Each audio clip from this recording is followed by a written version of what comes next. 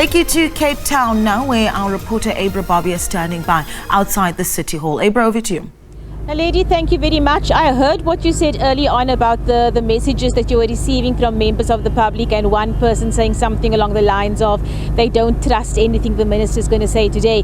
I've been getting messages from organizations, members of the public, civil organizations, civic organizations, who are letting me know that they are going to be having protests around the city today. And these protests, of course, are they're protesting against what the minister has to say today, because they just feel that with the cost of living, high unemployment rates, they don't know what more can be said or done to help the people on the ground. But I am going to be speaking to the representatives of the people in Parliament. And first up, I have Mr. Buthelezi of the IFP with me, who of course knows all things finance for the IFP. We spoke earlier on, and the theme that I'm getting, the common thread I'm getting from most political opposition parties, it sounds very similar to what I heard last year in terms of their concerns. Would you agree with me on that, or have you seen changes?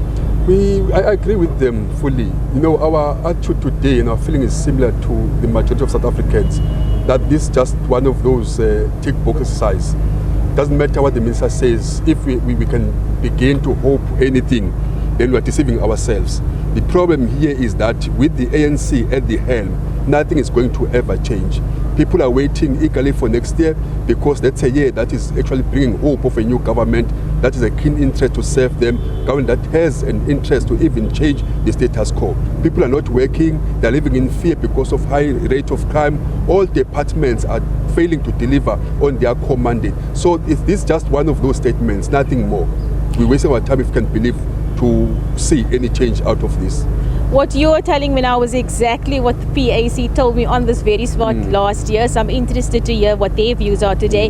But I mean, your outlook is very bleak, and I know another area of concern is the cuts in departments, and which departments are going to be facing cuts, and how that will impact service delivery, which of course impacts the man and the woman and the child on the ground. That's true. Even that speaks to a government that does not care, because if you cut budgets from specific departments, you mean to say the service that they receive from those departments will no longer receive them. What we are going to see here is where government will actually cut monies from some departments where they seem very difficult to actually embezzle those funds. They will allocate them to those departments where it's going to be easy for them to loot and use those funds to canvass for support next year. That is all that we are going to see here, nothing more than that. I think people of this country should do one thing and one thing only if they want to see the change that they hope for themselves. That is to remove the ANC from power next year. Thank you so much for your time. There we have the IFP, of course, giving us their views. I'm now going to be speaking with the MP for the NFP, Mr. Sheikh Imam, of course, who also expressed some concern in the run-up to today about what is going to come out of the minister's speech today. Sir, thank you for speaking to us. If I recall correctly, I was listening to one of the statements or comments you made on expectations for today, and you also very concerned about the wasted money. And that wasted money you refer to is the money lost to corruption every year. Can you just speak to us about that? Well, yes, thank you very much for the opportunity. I think I've raised this about 50 times in the 7 out of 9.5 years I'm in Parliament. And the CEO of Supply Chain in Treasury has also indicated that we lose an estimated 40% on goods and services in this country annually as a result of corruption, not getting value for money, starting from local government election. And let me say this. Every political party, wherever they govern, corruption is rife. You don't get value for money. An item that costs 10 rand, you're paying 100 rand or 500 rand for it, because everybody must make money out of it. And political parties sustain themselves with this.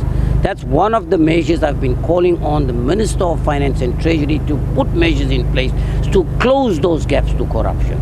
Now, it's not happening. The second thing is what I've said. If you want to bring South Africa on path, this is what you do. Separate politics from administration. On paper, that's the way it's supposed to be. No politician should have anything to do with employing anybody or appointing them. No politician should have anything to do with procurement at all. If you can do that, this country will be safe. If not, we have a serious problem. Now, the Minister of Finance is talking about measures that he wants to put in place, cutting expenditure. What is the impact of cutting expenditure? Let's assume he's going to cut on infrastructure. Infrastructure is one of the things that particularly the ANC government and many others talk about and repeatedly been saying is that's going to bring economic growth. So now when you're going to cut down on that, what is going to happen? There's going to be a social unrest in this country. More and more people are going to be unemployed. Then you're going to ask to increase the taxes. At the moment, he says, in order to avoid increasing the taxes, he is going to have to go and borrow. 21 cents on every rand currently is paid on debt service costs. So what does that simply mean? You're going to pay more on debt service cost or interest, less money to spend in the country. Already there's no services being delivered. Now it means it's going to get progressively worse. Look at the state of the infrastructure in this country. Now let's talk about the public sector, the wage sector, and which is talking about that. He's not only talking about cutting down, but we must be realistic. With the cost of living and the rise that we have currently, if you walk into a supermarket, what you bought for 500 Rand 2 years ago, you're now going to pay 2,000 Rand for. So surely even those employees, whether they're in the public sector or the private sector, must get an increase accordingly to address at least an inflationary increase. So you can't blame those that are demanding that they must get an increase. But why not close the gaps to the corruption? I'm sure you're going to agree with me, there's not a single day in the life of South Africa that you don't hear of corruption somewhere in some parts of the country, in some department. Why not close that gap? You talk about capacity, you are correct. But why not employ people that are capacitated, that can implement, that are fit for purpose? We know that for a long period of time, this cadre deployment is the reason why we're not delivering services to the people. But what are you doing to change that? You're not doing anything about it. So we can come back here and repeatedly talk about what the problems are. But until you do something about it, it's not going to change. I have repeatedly said that even us as Parliament, what is the purpose of spending millions of rands, going on oversight, coming back, doing a report on what we find that is wrong, the weaknesses, okay? And then what happens? It goes into file 13, we dump it, nothing else happens. So how is it going to go forward? How are we going to correct that? Now, Transnet, which is one of the serious challenges we got. If you remember in the last financial year, we had a windfall, we had additional. Why? Because we were exporting. We don't have the capacity at our ports. Now we talk about spending almost 100 billion rand, but how long is it going to take you to get it working? That's the problem. Not a single state-owned entity is bringing any revenue. Now what I want to hear from the minister is what measures are you going to put to ensure there's more revenue coming into the fiscus? Okay. Let me tell you, 15% of South Africans pay taxes to look after the entire country. But there's millions of people in this country who don't pay taxes at all. Yeah. Illicit financial flows, foreign nationals don't pay. Foreign national companies are doing exactly the same thing. Monies are being sent offshore. So he needs to deal with that, and he needs to admit that there's a problem. We know what the problems are. Let's find solutions. Mr. Sheikh Imam, thank you. Can I ask you to just hand over the mic to Mr. Mzwanele Nyonso from the PAC? I was actually quoting you just a few minutes ago. You and I stood on this very spot a year ago and you were telling me, I don't expect anything. I don't expect to hear anything good. Have you changed your feelings since then? In fact, they are worse than what I said in February. We really don't expect anything more. Remember, there is no room really for expenditure for the government. Of course, because of under tax collections, and also the logistics and Transnet and load shedding have also caused a strain in the economy. So we really don't expect anything drastically from them. We also expect, of course, a combination of loans from IMF to World Bank, because that's what the government has been doing, borrowing loans without even telling us what are they going to do.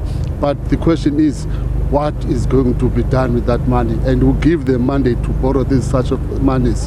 And of course, as other parties have said, illicit financial flows, corruption, and all those things are the reasons why we don't have money. Mr. Nyonso, tell me, what are your concerns for the people on the ground? It's a very grave concern. Remember, every day in South Africa, some of people are dying of hunger. Every day in South Africa, there are people who go to bed without food. Every day, there are people who go to bed without shelter on top of their heads. No security, nothing, because the money, the government is not spending it in the right way. So it's really concerning. But of course, we understand. Next year is the national elections. People have got solutions in their own hands. They must vote out a government that does not deliver services to them. Thank you so much for your time. We will speak to you. Remember to find us after the speech, and we will hear if you got any good news. Thank you very much. Thank you so much for your time. There we have 3 political parties in Parliament painting a very bleak picture of what they foresee coming out of the Minister's speech today. Of course, we still have to give the Minister some time to see exactly what it is that he is, which announcements he will be making regarding the budget and the economy today.